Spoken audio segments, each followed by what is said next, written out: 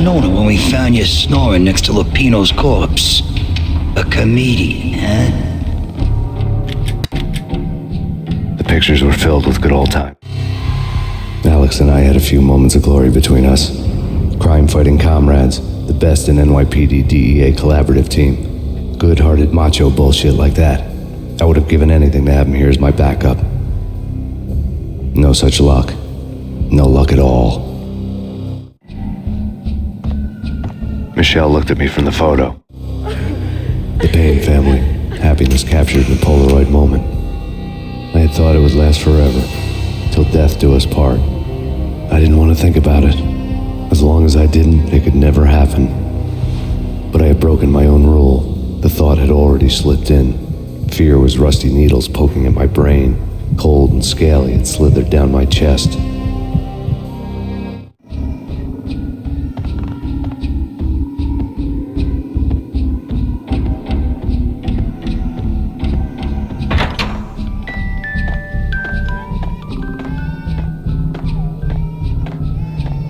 I really love to watch cartoons. Captain Baseball Bat Boy's my favorite.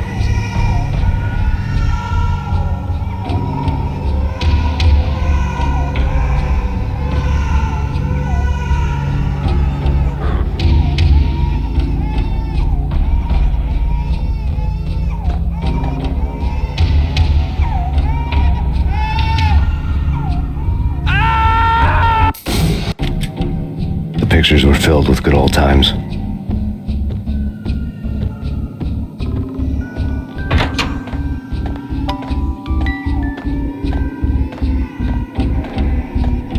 I really love to watch cartoons. Captain Baseball Bat Boy's my favorite.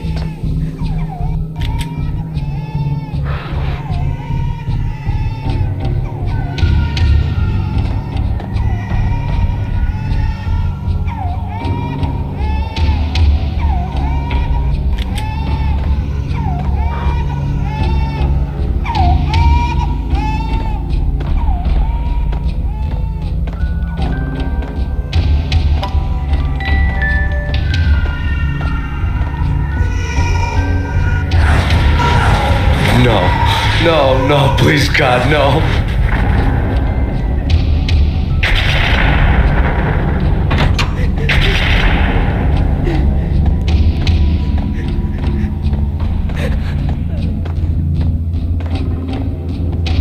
Slice them, dice them, shoot them full of holes, blow them to bits, vaporize them, disintegrate them. No matter what you do, they'll still be back good as new. Michelle's diary lay on the table. Max, no, please, Max. Why? I didn't mean to. I'm sorry.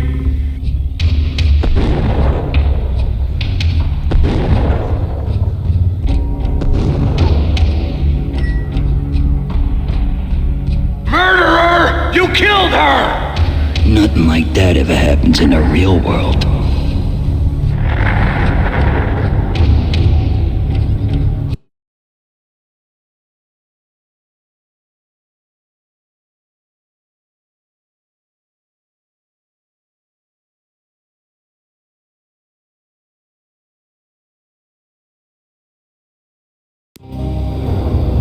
I woke up in a bad dream. My head felt 2 sizes too small for my brain.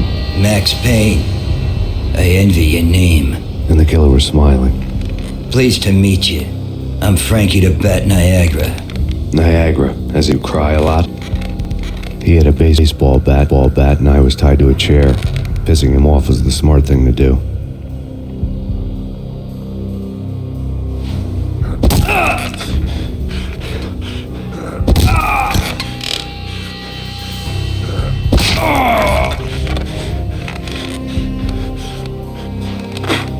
Nothing wrong with a little laugh now and then.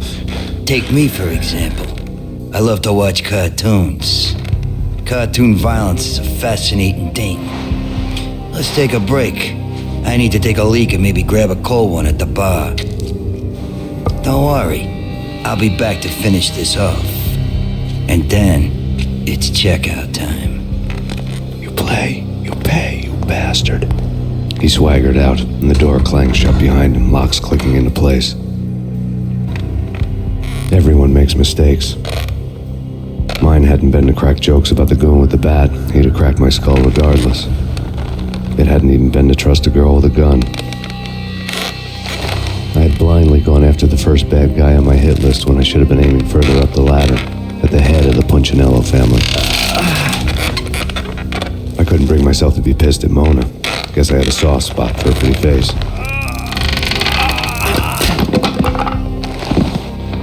But when somebody decides to play baseball with your head, you tend to get sore. They had dragged me back to the basement of Lupino's hotel. I was beaten, bruised, and blue. I felt like the chair I had broken to get free.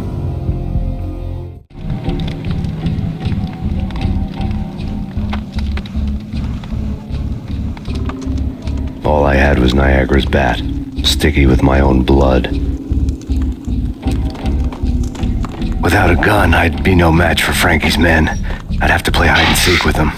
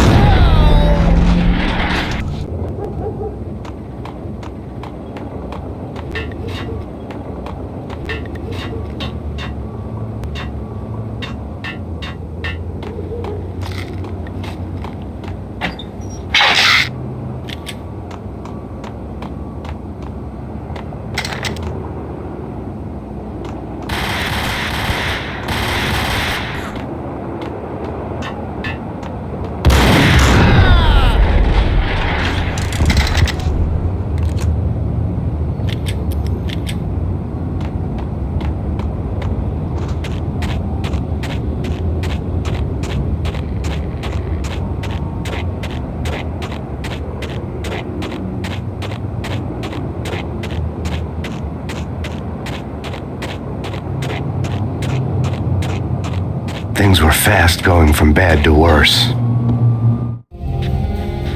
The men in blue had come and gone. They had decorated the place with chalk outlines and tied it together with yellow tape.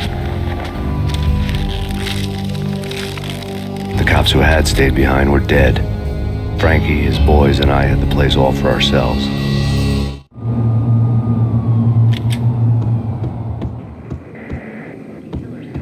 Just forget about it.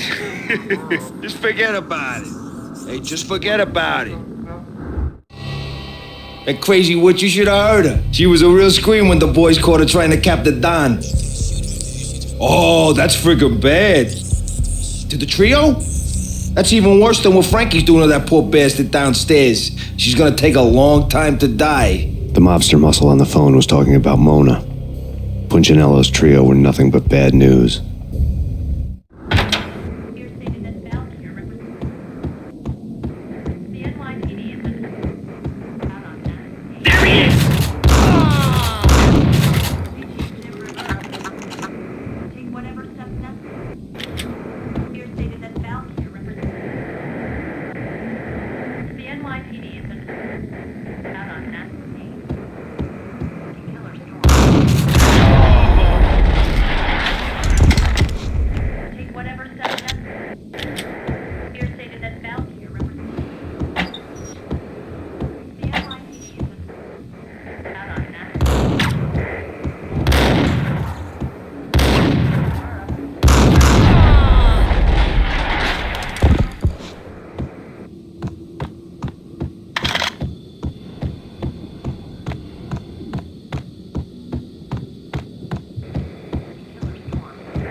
More evidence that Punchinello didn't like me much. The fact remains that all the victims so far identified in the Ragnarok shooting have been known criminals, many of whom had large doses of V in their blood. Reliable sources say that Max Payne was also among those killed, although no body has been recovered at this time. Reliable sources. That meant somebody thought the Mafia had me, didn't want the cops snooping around anymore. The body would be delivered to them barely recognizable. Case closed. Don Punchinello had the power to be that reliable source, which was no news, but his news was old news. Framing me hadn't been enough. Don Punchinello had put a hit on me. He wanted me dead, and it had been important enough for him to give written instructions to Frankie about it. Max Payne should die like a dog for the trouble he's caused. Frankie, I know I can trust you to give this matter the dedication it needs.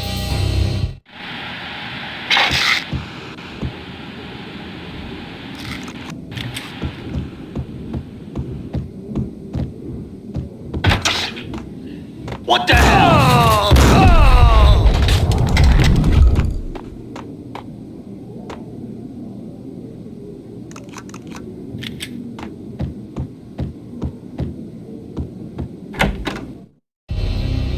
The hotel bar was fast developing quite a history. True to his words, Frankie was there, having a beer. Jesus Christ. How the hell did you get loose? Got bored waiting. Thought, what the hell, we could just as well finish this here. Fine by me. This works out just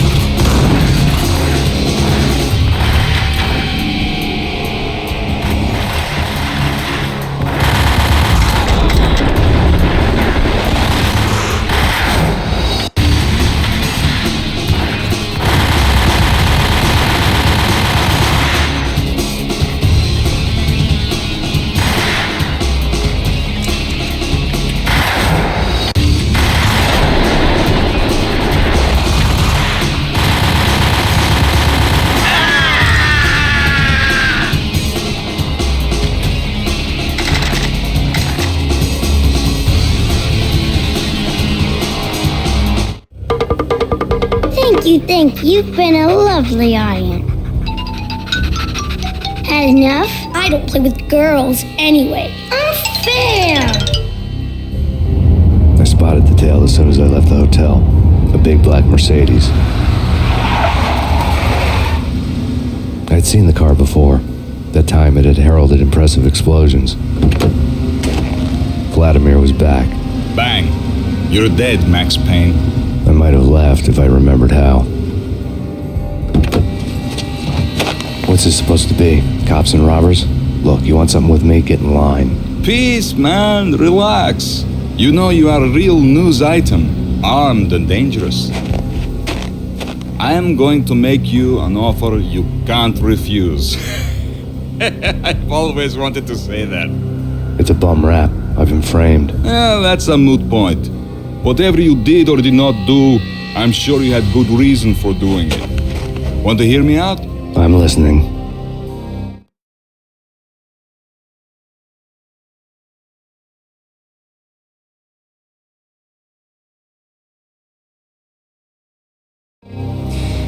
Punchinello messing with V is bad for business all around.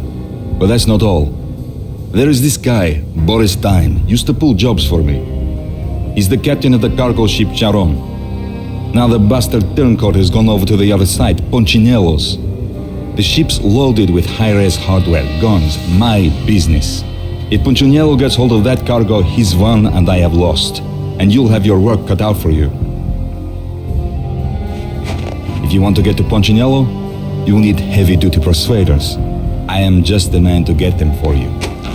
Change the ship back under my flag, maybe pop 2 in the traitor Dime's head while you're at it. You'll get enough guns to start the apocalypse. You in or out? Let's get this show on the road. Vladimir was one of those old-time bad guys with honor and morals, which made him almost one of the good guys. None of us was a saint. The Brooklyn riverfront was a maze of rusty containers, sharp-boned cranes looming up from the snowstorm. On a night like this, you couldn't help but think of the dark army of dead men sleeping with the fishes, cement shoes in line. No Minotaur lurked in this labyrinth, but somewhere out there, on the clanking deck of his cargo freighter, the skipper of the Chiron was waiting, like the ferryman of the River Styx.